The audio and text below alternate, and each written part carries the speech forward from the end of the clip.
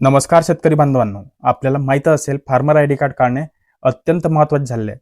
त्यामध्ये अनेक शासकीय योजना म्हणजे प्रधानमंत्री फसल विमा योजना, PM सन्मान निधी, नापिकी अशा सर्व शासकीय योजनेचा लाभ घेण्याकरिता अत्यंत महत्त्वाचे झाले आहे.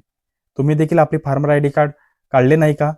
चला तर मग या व्हिडिओतून बघूया फार्मर आय डी करिता अप्लाय कसे करावे. तर सर्वप्रथम आपल्याला गुगलवर mhfr.agristack.gov.in या वेबसाईटवर यायचे आहे.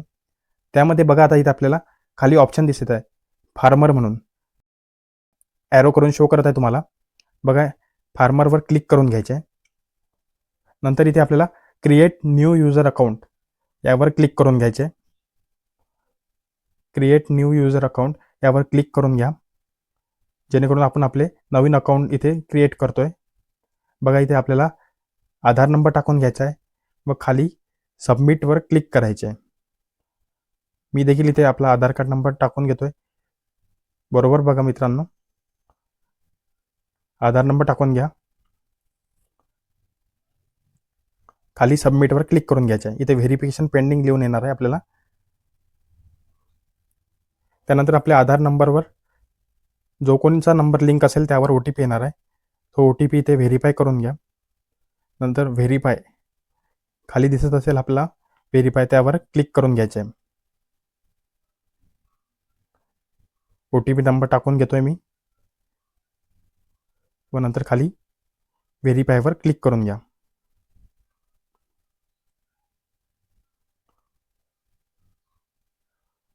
व्हेरीफायवर क्लिक केल्यानंतर आपल्याला आपली आधारनुसार सर्व डिटेल फ्रेश होणार. सर्व माहिती बरोबर चेक करून घ्या एक वेळा. त्यामध्ये आपले नाव, तसेच ॲड्रेस आणि इथे आपल्याला मोबाईल नंबर देखील लिंक करायचा आहे. बघा मोबाईल नंबरमध्ये आपला मोबाईल नंबर टाकून घ्या. मोबाईल नंबर चालू द्यायचा, जेणेकरून आपण इथे OTP टाकू शकलो पाहिजे. मोबाईल नंबर टाकून घ्या. नंतर आपल्याला बाजूला क्लिक करून घ्यायचं आहे, जेणेकरून आपल्याला OTP येणार. इथे OTP टाका आणि व्हेरीफायवर क्लिक करून घ्या. सर्व माहिती पद्धतशीर बघा, कोणतीही चूक झाल्यास नंतर दुरुस्त होणार नाही. व्हेरीफाय करून घ्या खाली. व्हेरीफाय केल्यानंतर आपल्याला इथे पासवर्ड टाकायचा आहे. पासवर्ड आणि तोच पुन्हा देखील टाकून घ्यायचा आहे. क्रिएट माय अकाउंट यावर क्लिक करून घ्या. बघा आता इथे आपले रजिस्ट्रेशन सक्सेसफुलीचा मेसेज आलेला आहे आपल्याला. नंतर ओके करा. आता इथे बघा आपला ID आणि पासवर्ड, जो आपण ID पासवर्ड जनरेट केला होता तो टाकून घ्या.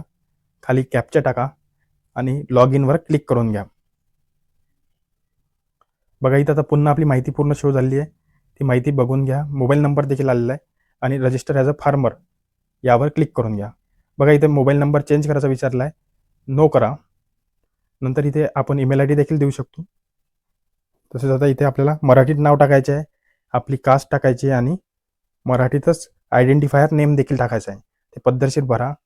नंतर इथे बघा आपला कोणचा नवीन बिझनेस आहे का, तुमचा एखादा बिझनेस असू शकतो. विचारलेला आहे शेतकऱ्याकरिता कोणचा देखील बिझनेस आहे काय. तुम्ही असेल तर यस टाका, नसेल तर नाही टाका. माझा कोणत्याही प्रकारचा बिझनेस नसल्यामुळे मी नाही टाकतोय. नंतर बघा इथे खाली आपली ॲड्रेस डिटेल आपण इथून चेंज देखील करू शकतो. चेंज करून शकता किंवा मग बरोबर असेल तर राहू द्या. तसेच खाली या लँड होल्डर डिटेलमध्ये आपल्याला ओनरच सिलेक्ट राहू द्यायचा आहे. ऑक्युपेशन डिटेलमध्ये इथं agriculture and land owning farmer हे बरोबर आहे. इथे फ्रेश लँड डिटेलवर क्लिक करून घ्यायचं आहे.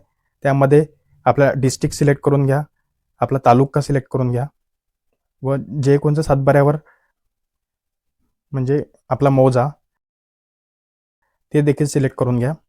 इथे आपल्याला सर्वे नंबर, खसरा नंबरमध्ये सर्वे नंबर टाकून घ्यायचा आणि सबमिटवर क्लिक करायचं आहे. इथे आपल्याला आपलं नाव सिलेक्ट करून घ्या बरोबर. टिक करून आपली माहिती सर्व पद्धतशीर बघून घ्या. आपलं क्षेत्रफळ वगैरे, आयडेंटिफायर नेम, हेक्टर सर्व पद्धतशीर बघून सेव्हवर क्लिक करून घ्या आणि व्हेरीफाय ऑल लँडवर क्लिक करून घ्या. इथे आपण आपले दुसरे देखील लँड टाकू शकतो. त्याकरिता फ्रेश लँड डिटेलवर पुन्हा यायचे आहे आणि सेम प्रोसेस पुन्हा करायची आहे.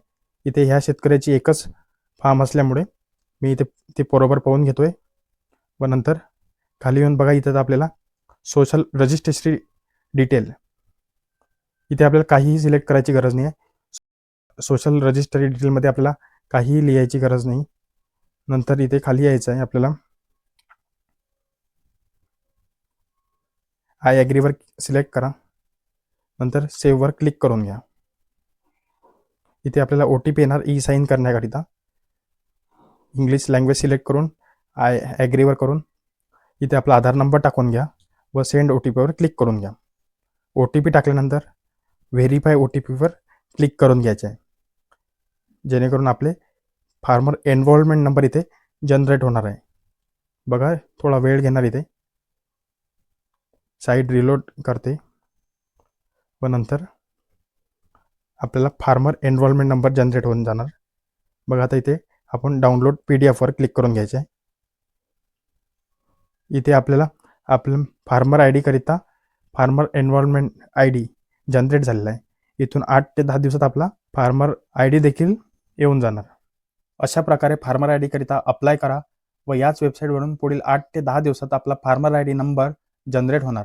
तो देखील नंबर बरोबर सेव्ह करून घ्या. तसेच असे अनेक व्हिडिओ बघण्याकरिता चॅनलला सबस्क्राईब करा. व्हिडिओ आवडला असेल तर लाईक करा व तसेच आपल्या शेतकरी बांधवांना देखील शेअर करा. धन्यवाद.